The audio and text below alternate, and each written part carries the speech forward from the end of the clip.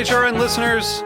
As we celebrate our 15th year, we are deepening our commitment to giving voice to the next generation of food systems storytellers, and we need your help.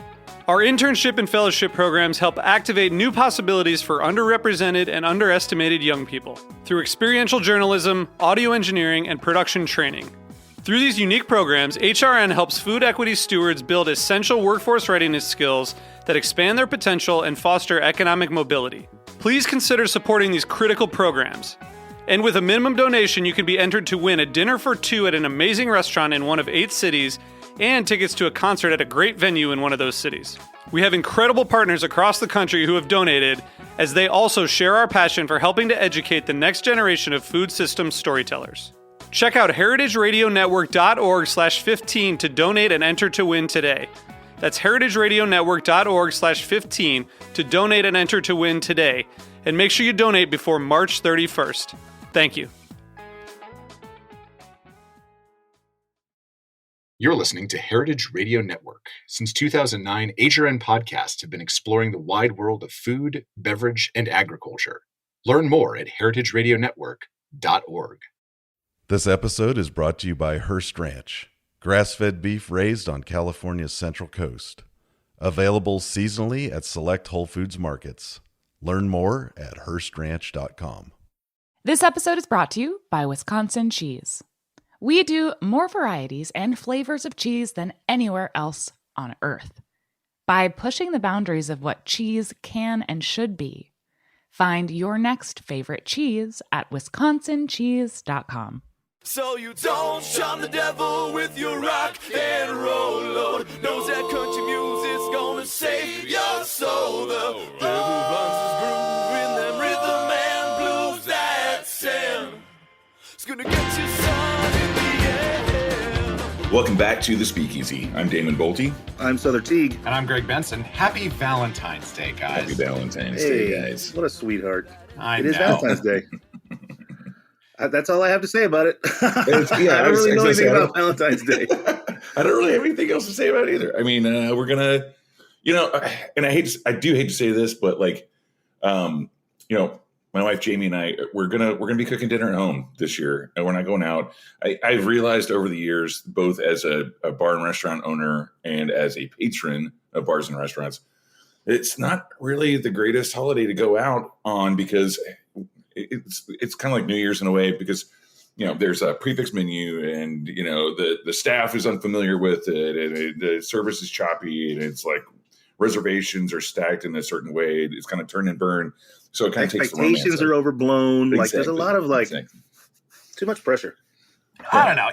Here's my whole thing about Valentine's Here comes Day. Greg. He loves love. I do. But more than that, I hate performative cynicism. And that's the major thing that I hate about this holiday is all these people, all the predictable posts of this is just a holiday by Hallmark to sell ads. Just shut up. Don't. Listen, I actually don't agree with you on choose this. to be miserable. Don't choose to be cynical.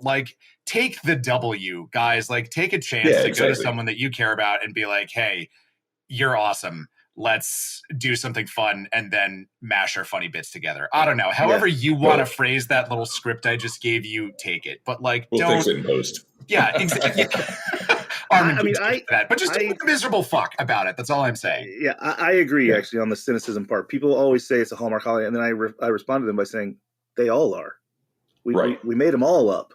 We made up Christmas, whatever. We made it up. So that argument seems pointless to me. Yeah, there's a fine guy in a red suit that breaks into your home and eats your cookies and then leaves gifts. That's not real? I mean, come on. And keep in mind, he was a rebrand from the demon that would come into your home and put you in his sack and smack you around if you didn't do what you were told. So, it's all on a spectrum, guys, is what I'm saying. Yeah. God called Krampus into his office at one point. It's like, look, you're doing a great job. We're just rebranding here. Yeah. But we're going to go another direction. Take the opportunity to rebrand Valentine's Day. have fun. I have two straight friends. I don't know if they still do this. This was like in college, but like they always made a habit of cooking like a super elaborate, at least 3-course meal. And then they would like light a bunch of candles and just eat it in like one of the bathroom stalls. Like it was just, I don't know why, but it was just something funny and stupid they decided to do. And I think that's great. Like find something that makes you happy with another human being and just do that today. Yeah. I've got a great example of someone taking the piss out of Valentine's Day. You know, our friend Jamie Boudreau, who owns Canon in Seattle, every year he stations 24, I think it is. I don't know why the number is 24, squirt guns around the bar. And everyone is encouraged to, if they see any public displays of affection, fire at will. That's, are they it's a yearly tradition out there, and I think it's one of the better ones in the bar world.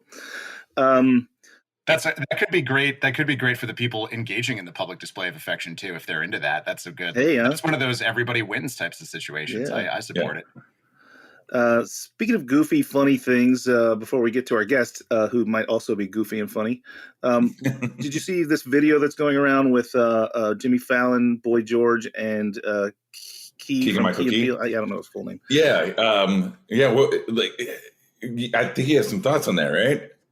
I mean, I saw it and immediately I laughed. I thought it was funny. I think so. It's a parody of, you know, quote unquote mixologists with the waxed mustaches and the sleeve stays and the suspenders, et cetera, et cetera. And I thought it was funny. First of all, I will say this: I'm going to say at least 50 people have sent it to me. So I've seen it, guys. I don't need it anymore. No one sent it to me, Sother. I don't know what that says about you. Happy Valentine's Day. But, and I thought it was funny, but I responded kind of the same to everyone, which is to say, like, this is funny, but it seems literally 15 years too late. Right. You know? But then that made me think, and that's what we were talking about off air, is that just my living in the bubble that we live in, the sort of like very, very, very small percentage of people who deal with quote unquote craft cocktails? Is the rest of the country just now to that phase that, you know, I the bar that I ran 15 years ago, we wore sleeve stays, and, you know, I never had a mustache to wax, but I'm sure I probably would have if I did, you know. It feels like it's 15 years too late to me, but is that just because New York City's 15 years ahead? Are we living in the future is what I'm asking? I don't know what's going on. Yeah, I think that's part of it. I mean, you know, well, New York City is its own kind of bubble, right? And of course, it's probably the most trend-setting city in the world, I would say, because everything happens in New York City. But, you know, some of the other parodies were just kind of ahead of time, like the shit mixologists say, that kind of meme thing video that was going around. But then also Portlandia had a bit where like Andy Samberg did. Right. Egg whites, egg yellows, and egg shells. Yeah, and that was the very second episode of that show too. Yeah. Some homemade bitters that I made myself, you know, like all that stuff. So yeah, I mean, it's like, you know, the bit's kind of worn out a little bit, but at the same time, it's like, you know, our favorite city, Des Moines, Iowa, you know, maybe that's like just happening there. I don't know. You know? Sure. Maybe that's what it called into question for me. Maybe there are spots in the country where that's just now the thing. And so, you know, as much as we like to think of ourselves as the center of everything, and I don't just mean us here in New York, I mean, everyone thinks of themselves as kind of the center. We're not, right? Time has a different,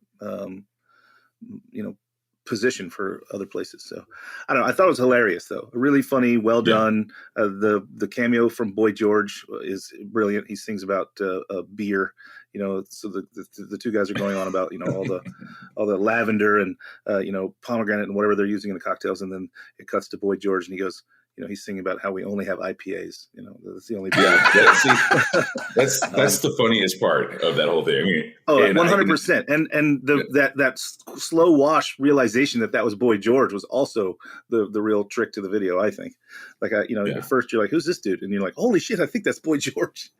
Especially talking about like, you know, beer nerd shit. You know, that's like exactly. That's brilliant casting. So that's why that video exists. It's all about Boy George talking about IPAs. You know, it's amazing. Okay, well, I'm sold. I need to watch this. And speaking of interesting people to watch, yes, joining us in the studio today, we have nailed it today.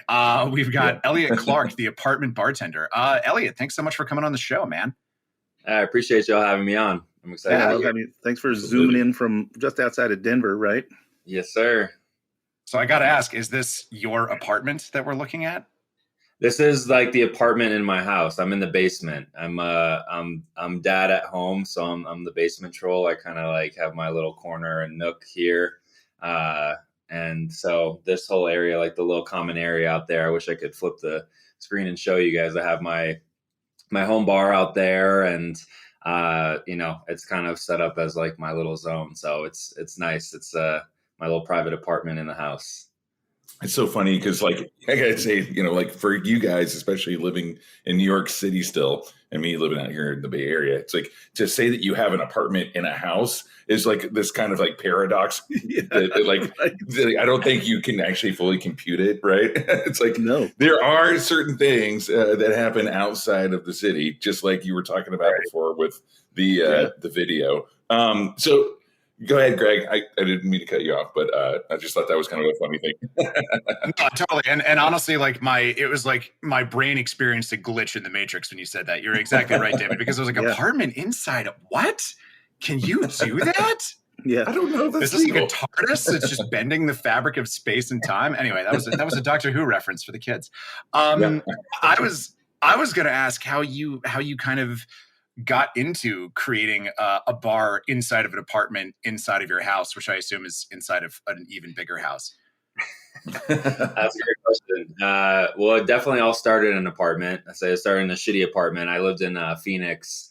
I grew up in Phoenix, originally from Chicago. But several years back, probably about like 2015, I actually went to New York. I had taken a Cocktails 101 class, and I was lacking a creative outlet in my life at the time. I think what's unique about my story is that I've never been employed behind a bar. I've always been a patron and always enjoyed, similar to like the video that we're talking about now. I always thought it was kind of cool to like be at the bar and, see the clear ice being chipped and the old fashioned and, the garnish and all that stuff. I always thought that was cool. I was very much in my vodka soda phase living in Scottsdale, Arizona. I don't know if you guys have been there. Oh, yeah. Scottsdale. That's the vodka soda capital of the world, actually. I 100% agree with that. They have like 400 golf courses there, probably. Yeah, absolutely. Yeah. And so, after, getting into cocktails at home, at that point in time, I had a roommate that drank anything and everything you put in front of him. Along that same like timeline, I really enjoyed photography and just taking pictures of drinks. Started posting them on Instagram because that was like the easiest place to kind of keep a log of recipes. And, what I found in doing that was just a community of people that really appreciate the craft. On social media at that point in time, this is 2016, influencer marketing wasn't really a thing. It wasn't, the term influencer wasn't a thing. So I'm happy to say that I started pre the word influencer, because I have mixed feelings about that word. But as far as do the folks in your segment of this industry now, I think it's a segment for sure. Do they struggle with the word influencer? Like I think the three of us struggle with the word mixologist. I think it's like 50-50. I feel like influencer is one of those things that is a descriptor, right? Of like when people say, what do you do for a living? It's just easier to say influencer because I think now people grasp like you create social media content and monetize on that, in a certain niche. But I think for certain types of influencers, similar to mixologists, right? Like I think there is something pure behind that word in the sense of like, and I don't need to break down mixology to you guys, but I think there's something pure behind it. But the way it's like that video is comedic, the way that it's presented is really douchey, and so there, and that certainly is the case in some aspects, but I think influencer is very much that way. Like when you think influencer, I feel like there's a certain image that comes to mind of an influencer, and the people that I roll around with, who are, I perceive to be like true creatives and stuff like that actually are influential people in their field.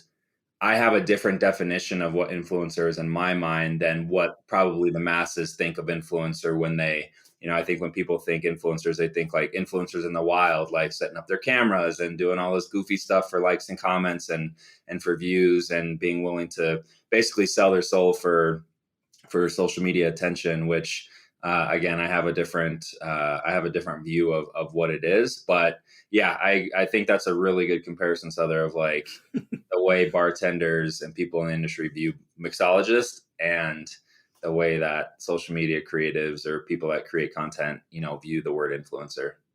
It's very polarizing for sure. Yeah, it is. I think a lot of stuff in our field is pretty polarizing, but terminology certainly gets people's hackles up. I kind of interrupted you there talking about your trail, but I wanted to go even a step back. You said you were hanging out with your friend who would drink, quote, anything you put in front of him, and you were taking photos of stuff. Is that where you were headed? Were you headed down the road of being a photographer? What were you? Because you said you never worked behind a bar. What were you doing that sort of pointed you this way? Yeah, I was actually an account manager at Yelp. So in the day, I was getting shit on by. Fuck you! Fuck yeah, Jesus, yeah. You're brave soul. I was. I'm so sorry. We all had that reaction at the same time, but we had to. We had Honestly, to do it. That's what I did for a living. I got shit on for a living. Well, you definitely needed a drink. Yeah, absolutely. I mean, the funny thing about Yelp was like, being an account manager, when the sales team would like sell the thing, I would help set up the profiles, and it's a very, very repetitive job. But we had no control over reviews or anything, and so we kind of had this script that we would say. And so, like when you would speak to a business owner about a review that stuck on their page, like say somebody went and like shit on like their hot dogs, right? And they're like, hey, can you take this down? And we had a script as far as no, can't take it down. That's what opened up the gates for like them to just go off on you because you're the only person that they can go off on, Yeah. And so it's like you have no control, but just it and you also can't say anything back. You also can't hang up on them, so you just sit there and you take it. Right.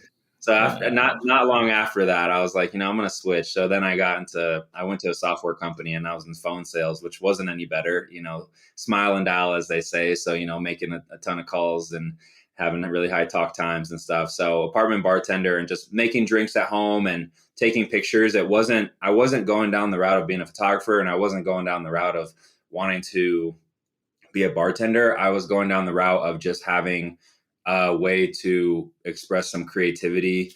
I thought it was cool. I thought it was fun. It was kind of becoming a social thing where like my friends would come over to the apartment and I would make drinks, and a bit of escapism, right? Like, for sure. Kind of like getting away from your, I think a lot of what cocktails and mixology and just, and food to a certain extent, it's all about escapism. So like, that's why the happy hours at the end of the day, at the work day, it's like trying to get away from like what you just went through with the like tech sales and the Yelp account management and everything. It's like, you really fucking needed it. Like, I can't even imagine. But yeah, like that gave you not only like the escapism, but like you started getting on the creative side of it. What was one of the first cocktails that kind of like, or the first cocktail that really just like hit that light switch for you? Definitely an old fashioned for sure. Cause when I took the class in New York, I want to say it was at Astor Wine and Spirits. Makes sense. Yeah, actually, who was teaching it was April Wachtel. Yeah, cool. She was teaching that class, and we ended up connecting later on after she had started her brand and stuff, and that was a cool full circle moment for me. We can dive into, but it was definitely an old fashioned because at that thing she had served a Negroni as a welcome drink, and I remember that was my first time ever having a Negroni, and I was like, this tastes like shit. Honestly, at a cocktails 101 class, to be ballsy enough to serve a Negroni as the welcome drink is way to go, April. Yeah. And I later learned Negroni is like a gateway drink, right, into like a lot of other different things. For sure, expanding your palate. But an old fashioned. I remember because I've been from Chicago originally. My mom, she lived over by Logan Square in Chicago, and so Billy Sunday. I remember flying to Chicago after I took that class, and not long after I was flying to Chicago, and I picked up my first Imbibe magazine, and they were doing a feature of like best bars around Chicago. And so I remember Billy Sunday was on that list. I looked it up, and it was right by my mom's spot. And so I went in there, and when I was watching them make the old fashioned, that was the first time I ever saw clear ice. They had this fat cube, chipped it a little bit. And then I still remember the recipe. They had bourbon, they did some bitters, they did Zucca Rabarbaro, and a little bit of water. And the bartender was super dope and taught me about bitters, like dashed them on the back of my hand and was like kind of walking me through this process of like how they made this drink and what these are and stuff. And that was a light bulb moment for me.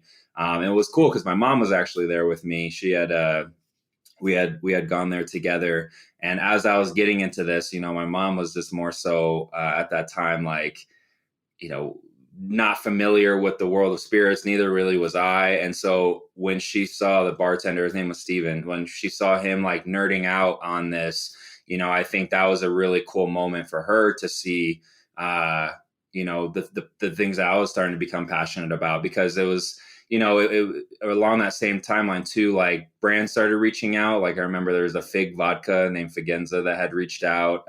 And so like all these things were starting to happen at once around alcohol. And I think like, in the beginning, there's like this stigma around like, just don't be an alcoholic. But it's like, well, the craft is a lot different than like binge drinking. Right. So, Right. All that to say, back to your question, an old fashioned was that drink that like sparked it for me. And it's a great springboard drink too, because they say it's the grandfather of cocktails and whatnot. And, it's endlessly riffable. Right. So like there's so many different ways. Yeah. I mean, there's so many different ways to make an old fashioned. I mean, so many different ways to use those ingredients in a lot of different ways, just like the Negroni, right.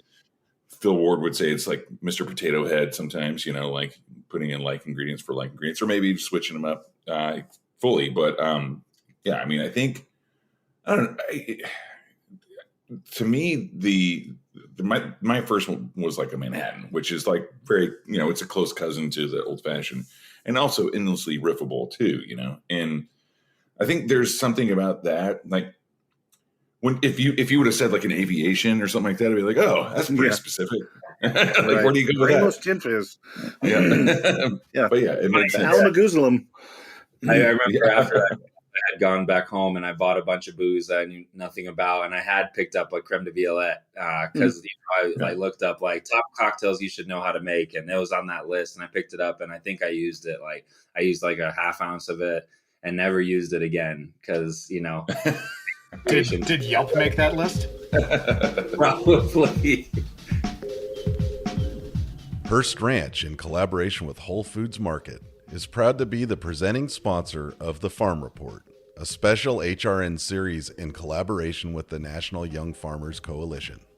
Tune in each week to hear from farmers, policymakers, organizers, and food advocates about all the ways the Farm Bill directly impacts our lives, whether we realize it or not. They'll break down farm policy and talk to young farmers about what hangs in the balance for them as another farm bill gets made. Join the coalition to shift power and change policy for the next generation of growers and land stewards. The future of good food depends on it. Learn more at heritageradionetwork.org or wherever you listen to podcasts. This episode is brought to you by Wisconsin Cheese. Wisconsin, the state of cheese, makes half of the nation's specialty cheese and wins more awards than any other state or country.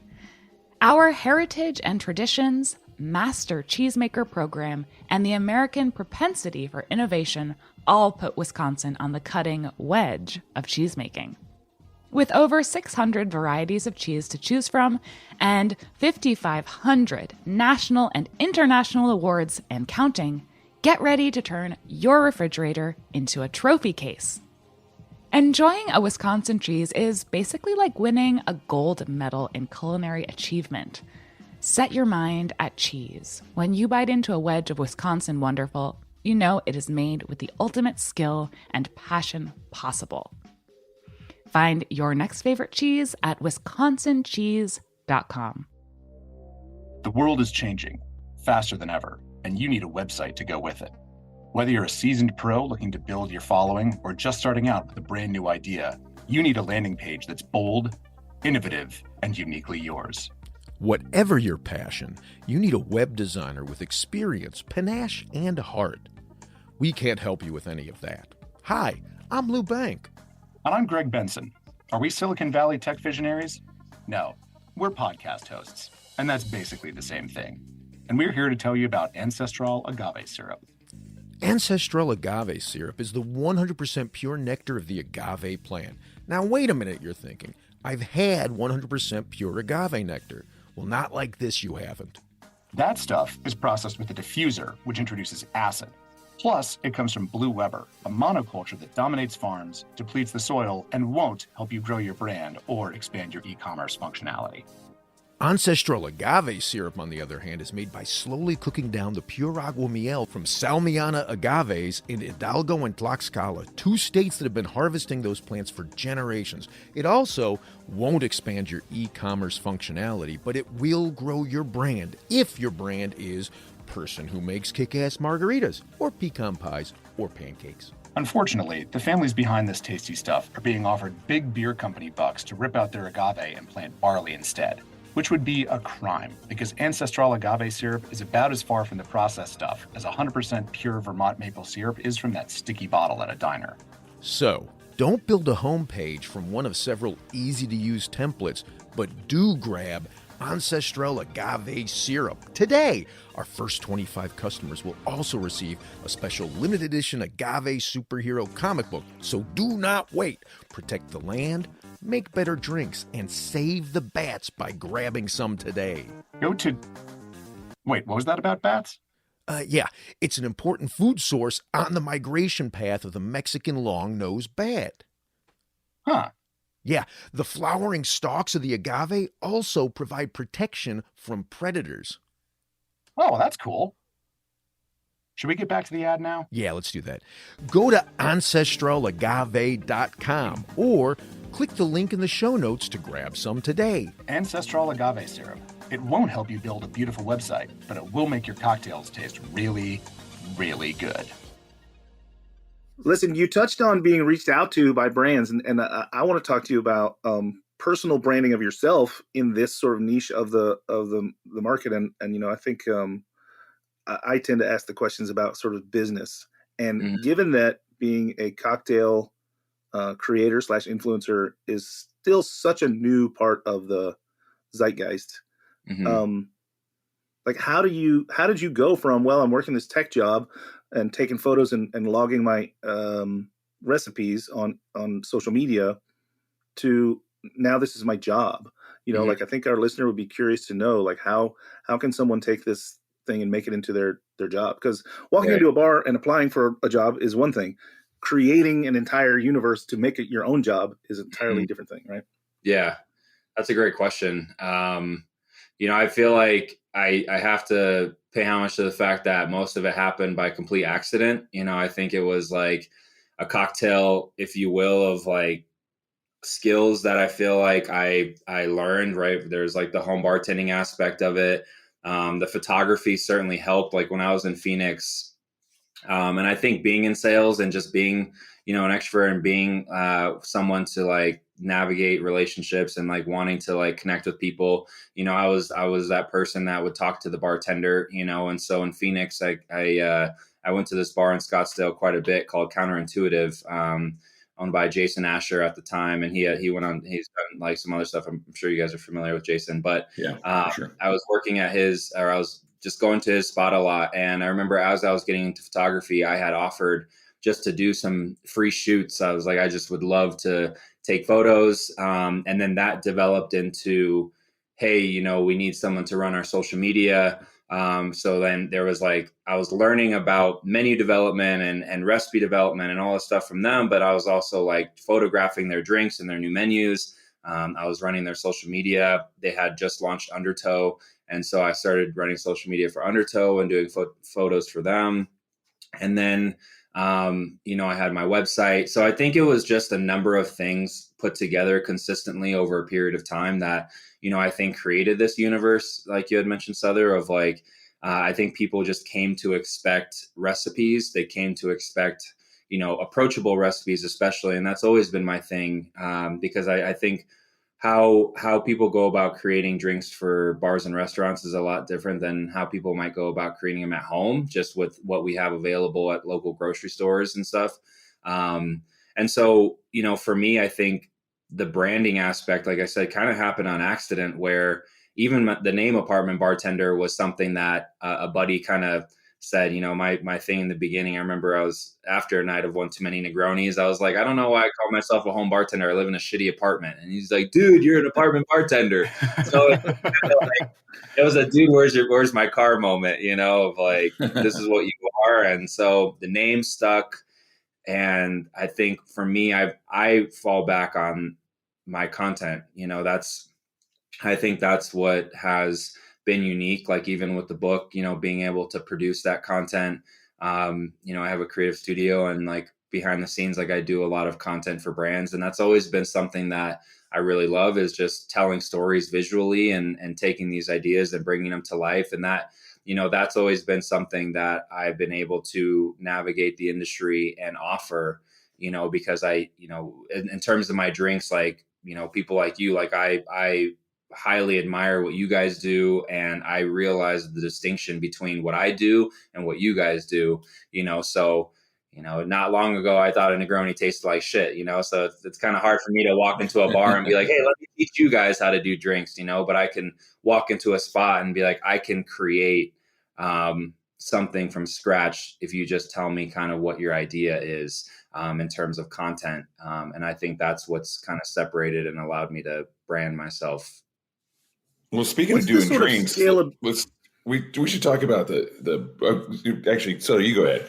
I wanted to talk about this book. We're going to get to the book for sure. We got a good amount of time.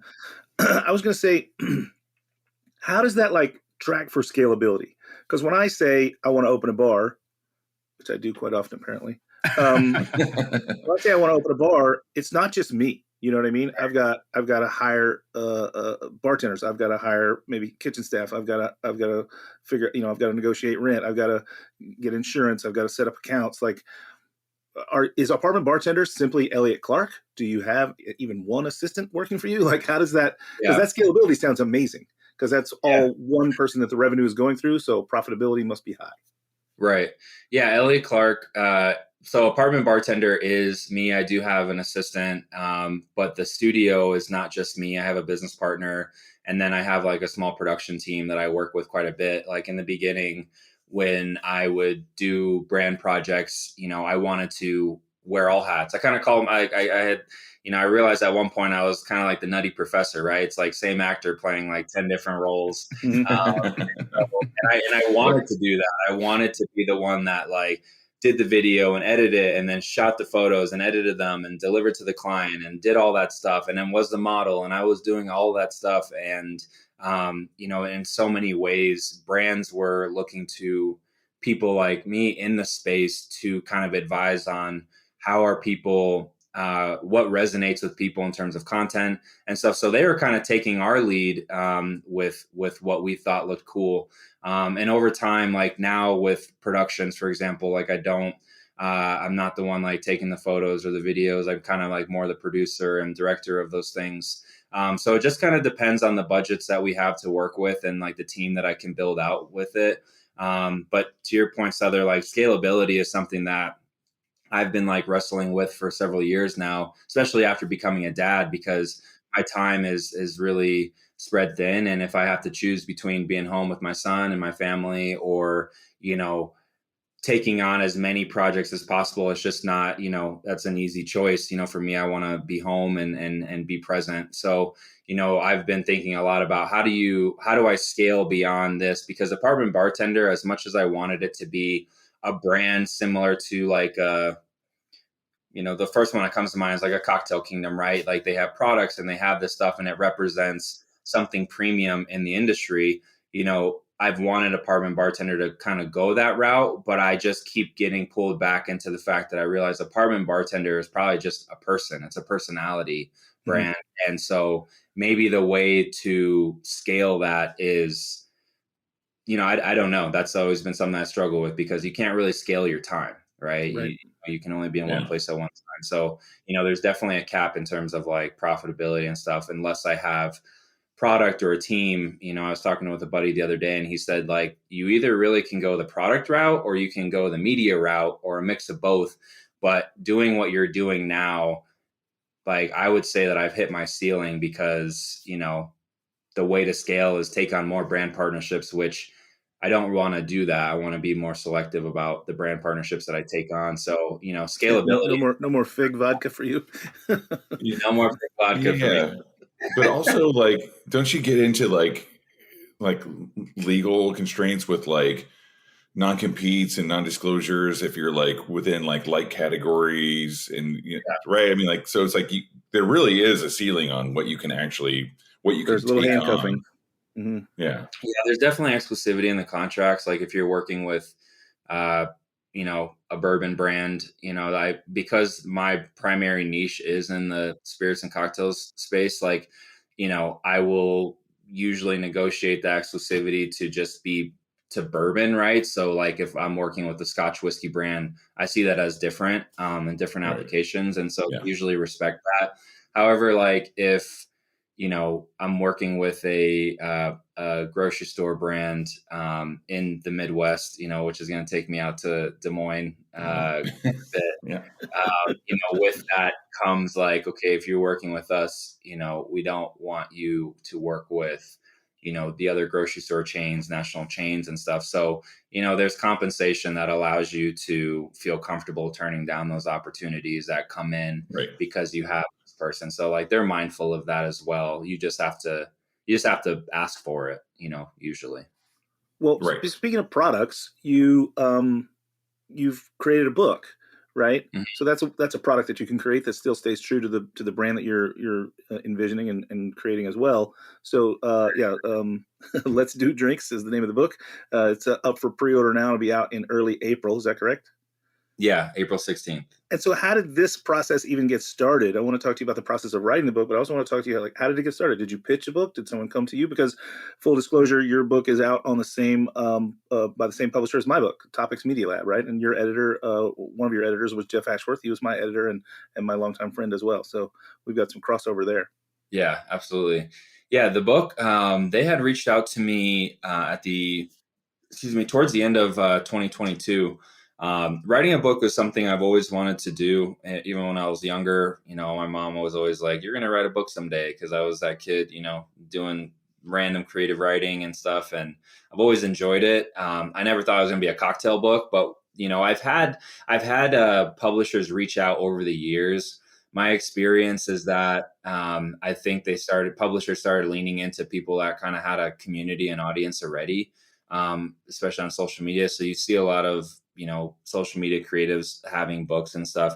I always experienced when they would reach out that they wanted me to write the book they wanted me to write, so they would kind of come and they'd say like, hey, we have this book, or we have this book already written. We want you just to like co-sign it in a sense. And so it's going to be co-authored.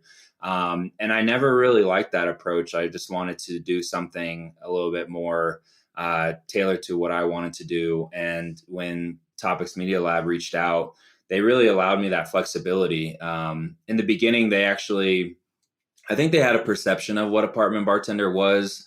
They're like, we want to make a small book for small apartments in New York City, like kind of like small apartment, small book that you can keep on your bar cart and you can have it. And it's, and I told them like, I actually grew up in Phoenix, and a small apartment in Phoenix is a massive apartment in New York. So I'm like, whether you have a small apartment or you have a big ranch house in Texas, like the do's and don'ts of making a drink are the same, right? I think a great drink experience at home is not measured in square footage. I think it's just more about the intentionality that you put into it. And so I think they liked that approach. And so they had allowed me to do an outline.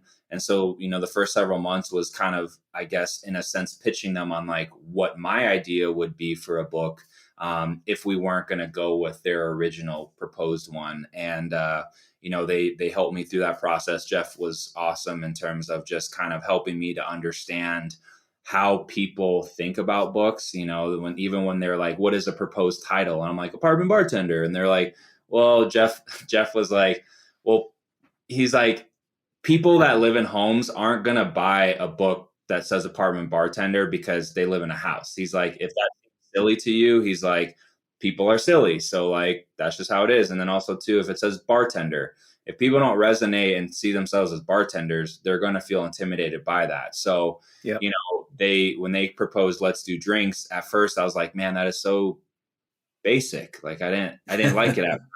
And then I sat with it more and I'm like, okay, yeah, I could see this. And we worked through that. So, it was a really mutual process. And just, I really enjoyed, working with them and the way that they helped me shape my idea, but also respected, the contribution that I had to it. And I really liked the fact that they had, the fact that they had worked with you and published your book, Sother, was something that was like a selling point for me of working with them because, I've always respected, you and what you do and how you do it. And Amori Margo is like one of my favorite spots. And so, it was really cool. And I think that was a big selling point and a point of respect that I had for them.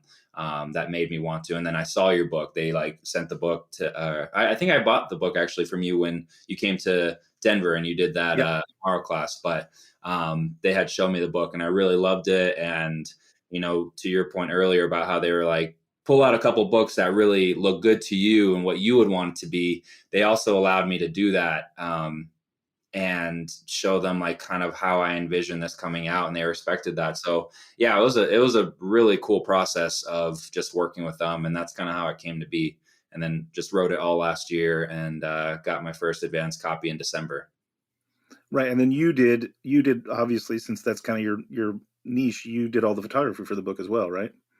Yeah, so me and Sean Campbell, gotta show love to my business partner and brother and best friend. He shot, I would say, 85% of the cocktails in the book because I was behind the counter making them. Shot them all in my house over a lot of different days. Your apartment in your house. Yeah, actually, I shot it in the kitchen, so that was funny. Just having like baby toys and toddler toys on one side of the counter and just like loads of alcohol and cocktail ingredients on the other side. And then, some of the photos in the book are like photos from travels. So like I have a section on a breakdown on spirits. So I go through like, brandy and whiskey and scotch and or gin and vodka and different stuff. So I was able to incorporate photos from travels over the years, and stuff. So yeah, Sean Campbell and I shot the book. And did all the writing. So yeah, I'm very, very proud of it. It's something that I feel proud of that I can check off, the goals list, but also like kind of leave I see it as like, people write like Elliot was here, right? I see that as me writing like Elliot was here on the walls of the spirits and cocktail industry, versus just saying like I'm an Instagrammer. That's always been something that I wanted to kind of get away from. Or just an influencer. I wanted to, be able to say like I'm an author, and I think that's here to stay. So I'm proud of that. Totally. And I'd love to hear a little more about, because we were talking about kind of building your own personal brand, which is just, it sounds like you and I are in the same place about this. I've never been comfortable about just the idea of myself as a brand. Because like, I loved your Nutty Professor analogy of like, I'm not just one thing. Like, I'm not just a cocktail guy. Like Right. if you follow me on social media, like I have a lot of thoughts about commercials and politics and like other shit that like I like posting about, but it's not in service of the Greg Benson brand, essentially. Right. And there is a weirdly alienating thing that comes when you have to kind of like put yourself or some part of your personality into a box that is for sale, essentially. Mm-hmm. And so I'd love to know, because it sounds like this is such a personal project that you're very proud of. I'd love to know kind of what part of Elliot you felt was kind of the essential secret sauce in writing this book. Yeah, that's a great question. Hold on one second. Sorry. Sorry, come here. This is Elijah. Say Hey, hi. Elijah. How you doing, buddy? He definitely shit his pants, that's for sure. All right, bye, buddy. Bye. I heard like footsteps going down. I'm like, oh gosh. So I'm sorry, Greg. Can you repeat that last question? I was like, we can edit this in post, or we can keep it. Just leave it in. Yeah, let's leave it in. Why not? No, the question was, Greg was asking you, like, what's it like to have to kind of force a part of yourself into the box that is for sale, that is your brand, when all of us are a multitude of things. We're not all just one thing. You're not just a photographer or a creator. You're not, an author. You're a father. You're like, how do you? Yeah, but then also, like, how did you stick that dismount with the book that you've got out in a way that you feel, proud of it, and that it reflects something that's genuinely you and not just kind of a weird parody of yourself? Right. I struggle with that actually, like, because I feel like in some ways Apartment Bartender has been limiting in terms of the other aspects of who I am and what I do. And I think, that's why I say, like, Apartment Bartender, I've kind of put it into a good place in my head now where I'm like, it's a personality. It's the drink side of what I do. It's the creative side of what I do, but I also do other stuff that I haven't really leaned that much into. Like the studio that I have is going to be that. And so I kind of broke off, the apartment, if you will. I've always felt like, for me personally, like, Apartment Bartender is the person that makes drinks in the apartment. But I've always thought that, like, what is the apartment? Right. And so that's where I'm at in my creative endeavors of, like, defining what that is, because I feel like that's different. But I struggle with that, is like, I do all these other things that people don't know that I do. And especially if you're wanting to monetize those things in some aspects, right? Like, you need to find, like, your client base, your customer base, or your audience there.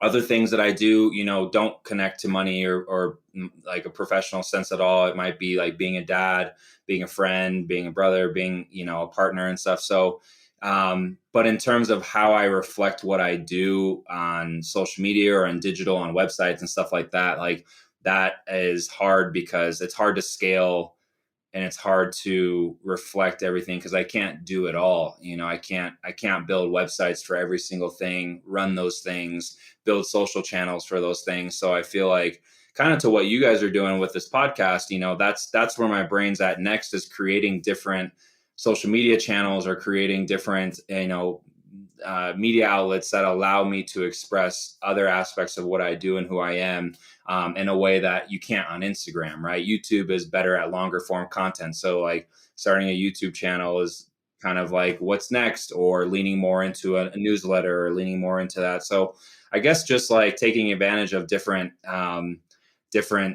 digital channels and taking advantage of different ways in which to communicate. But, right now the primary audience that I have is on Instagram. So, it's hard to squeeze in everything that you do into a platform where people have, like, the attention span of a grape, right? It's like you have 1 second to tell them what you do and who you are, and then they're like, fucking next, and so Wait, what? Yeah. I've realized it's not me, it's the platform. And it's like, if you're trying to communicate who you are and what you do in a platform where people really aren't looking for that, you're always going to be frustrated. So I think finding the right platforms is really important. That's where I'm at right now. Well, and that's so hard in the influencer scape now too, because the influencer scape is so built around building these hyper niche, like mile deep, inch wide communities that are into these, like, extremely fractured specific things. And by the way, that's not built for humans. That's built in service of the platform, so the platform can mine your data and sell you shit. Right. We don't want it that way. We just don't have a choice, because I didn't build Instagram, so I don't have any say in how it works. Right. And for that matter, neither did the people who actually built it, because they got bought out 10 years ago. So I'm sure they're fine. But it's this, I swear to God, guys, this is going to circle back. But I was watching a movie the other day that set 45,000 years in the past. And there was one character in there whose job was just like the story keeper.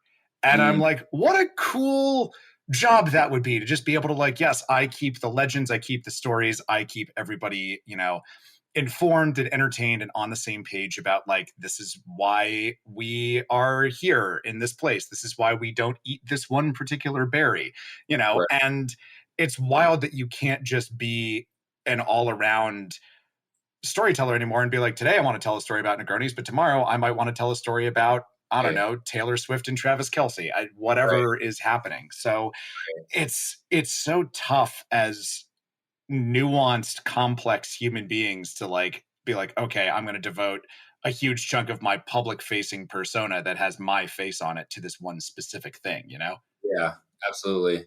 I think not only do we often get put in a box, but I feel like when you see success and you get validation in one area of your life, I feel like it's more the internal struggle of like, people don't want to see me do other stuff. They just want to see me.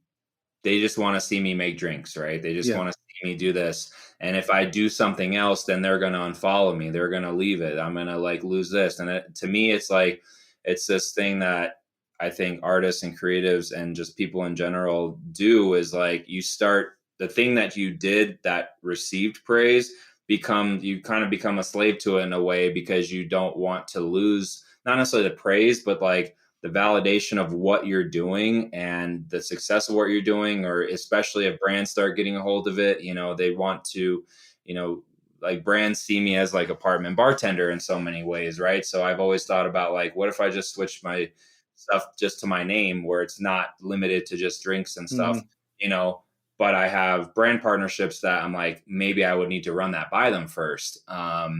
You know, so I think you kind of get stuck in this thing that, you know, people only want to see me do this one thing. And so I'm going to stay doing this one thing. And it kind of kills your joy for it a little bit inside. And so, you know, I feel like sometimes it's just throwing shit at a wall and seeing what sticks and seeing how people react. You know, I think, you know, if you want to talk about Travis Kelce and Taylor Swift the next day after you talked about Negronis, I'm in a phase of my life where I'm like, just do it and see what happens. You know, have a Negroni talking about Travis. Yeah.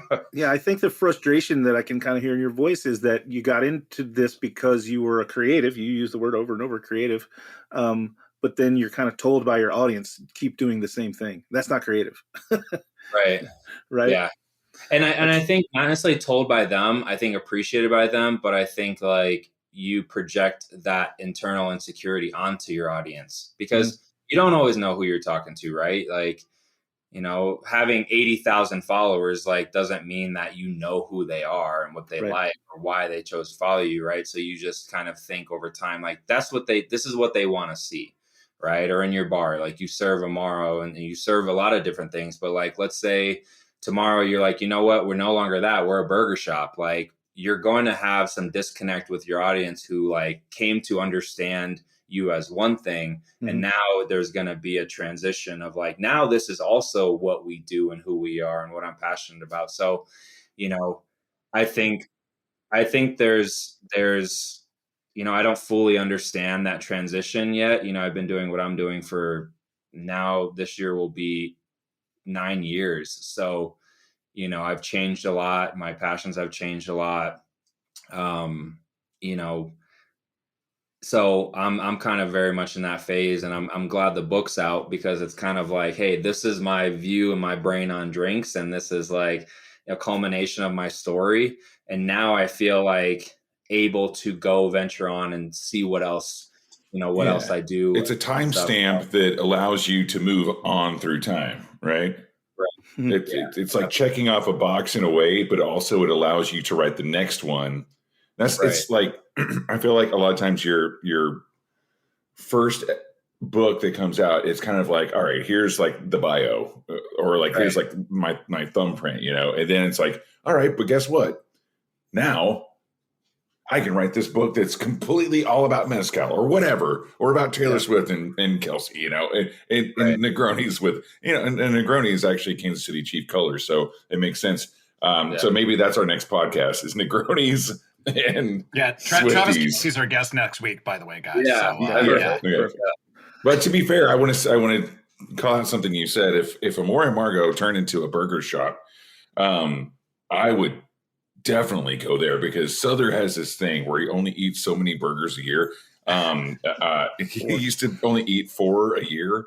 I think he went a whole year without eating a burger. But I'm actually going to be in town next week. Can we have a burger together, Sother? Let's get a burger. Okay, I haven't had one this year.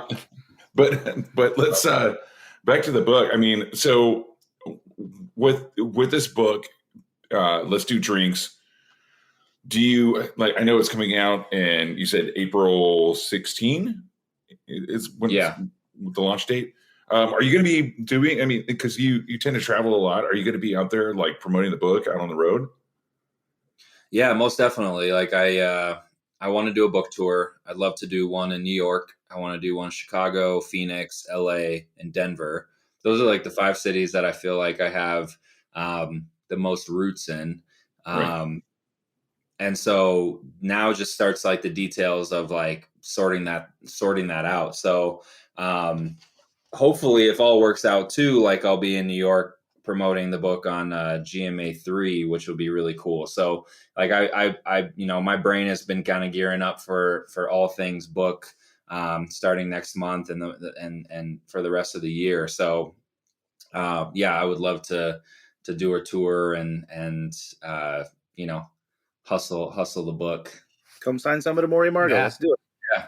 Awesome. I also want to ask, as we're looking into the future here, kind of, it sounds to me like you're sort of in, I was trying to think of a cuddlier animal than like a snake or a crab or something, but it seems like you're kind of at the phase where you can feel like the current skin you're in might be getting a little tight and you're almost ready to kind of like molt and move on. Like what would you want to do next? What form would you want to take after this? Yeah, great question. So the studio that I have out here, we've been in the process of building it. It's kind of funny because I got the studio, me and Sean got the studio at the end of 2022. At the same time, I signed like the book contract. And all last year, it's kind of a funny story. We ended up doing some demo in the space. It was non-structural stuff, but here in Arvada, as I'm sure probably in New York and most other places, like we needed a permit to do some of the shit that we did. So we just kind of started knocking out walls, and then ran into some issues with the city. And then that created like a whole chain of events of like the commercial space process. Is it a house or an apartment? It's some nether space in between. I'm like, what do you mean you can't do that? You can't do that. Yeah, they're not happy when you take down walls. For that, And so, it's been a year, and we're about to open in like a few weeks. And so I think that's the next iteration. Like we're doing I'm like consulting, content production, and private gatherings. So it's a really awesome space, 2,000 square feet, and just a zone to be able to kind of express some creativity. But I'm also not like putting too many restraints or restrictions on like, hey, this is what I do now. I'm kind of leaving space for myself to explore what's next. And, I'm kind of taking this year to focus on the book. I have an awesome project, like I mentioned, with the brand in the Midwest of grocery store. We're going to be doing like an upscale cocktail show for a platform that they have. And so I'm kind of leaning into those projects and then leaving space for myself to figure out and learn. I feel like I had been doing so much campaign work and brand work and doing things that I kind of stopped exploring other aspects of what I want to do creatively. And that was a really big point of tension for me over the past few years. Also just been leaning into being a dad because my son, as you met, he's going to be 3 in May. So the first couple of years of his life, it's like, you're just on this wave and you're just going with it, and learning as you go or building the boat in the water. So, I feel like now Elijah's getting to a point where he's, might be going to pre-K soon and that stuff. So I feel like things have kind of stabilized in some way, with the studio opening and the book coming out and stuff. So I feel like this is going to be a really awesome year for work. I just want to leave space to do that. And like you said, Greg, shed kind of what was and step into what is. I honestly have no idea kind of what is going to happen with this stuff. So I'm excited to see what comes of it. That's the most exciting thing, is like not knowing what's on the runway ahead of you, and there's always something cool on the horizon. Mm-hmm. And, I can't wait to get into the book. I'm really excited for you, man. And this has just been like a really great conversation, like to hear from like a different side of the industry, which there are many sides of, right? Mm-hmm. So to hear your story about getting into it in a different way than like from behind the bar is really cool. Yeah. It's been awesome having you on the show today, Elliot. Yeah. Really, thank you so much for your time. I know we're at time right now. So the thing is, like I said before, it's like, what's next? It's like, come back on the show and talk to us about the next thing you're doing. Yeah. But I know we're at time now. So again, I want to say thank you for being on the show today. Really cool. Just real quickly, I would drop in, obviously, follow Elliot at Apartment Bartender on Instagram. The book is called Let's Do Drinks, and it's available for pre-order already. So get that done so you'll arrive by mid-April and you'll have the book in your hand. Appreciate that. And we sell books at my bar at Grand Army. So we would love to carry your book as well. Yeah. Also, that being said, I'll be in New York this week. I'll be hanging around Grand Army. I get in this weekend, and we'll be around through the rest of the week. I'll actually be in the studio with you guys. That's right. For the first time in like 4 years. Yeah. In the studio doing the Speakeasy with Heritage Radio Network. And on that note, let's have some pizza and a burger. Yeah. Let's do both. Very jealous. But thanks again, Elliot Clark, for being on the show. Let's Do Drinks is the name of the book. Check them out on all social media platforms, which is Apartment Bartender. And check out Heritage Radio Network for more programs like this one. Click on the Being Hard to Donate to the station. And until next week, everyone, cheers. Cheers, everybody. Cheers. So you don't shun the devil with your rock. The Speakeasy is powered by Simplecast. Thanks for listening to Heritage Radio Network, food and drink radio supported by you. Keep in touch at heritageradionetwork.org/subscribe.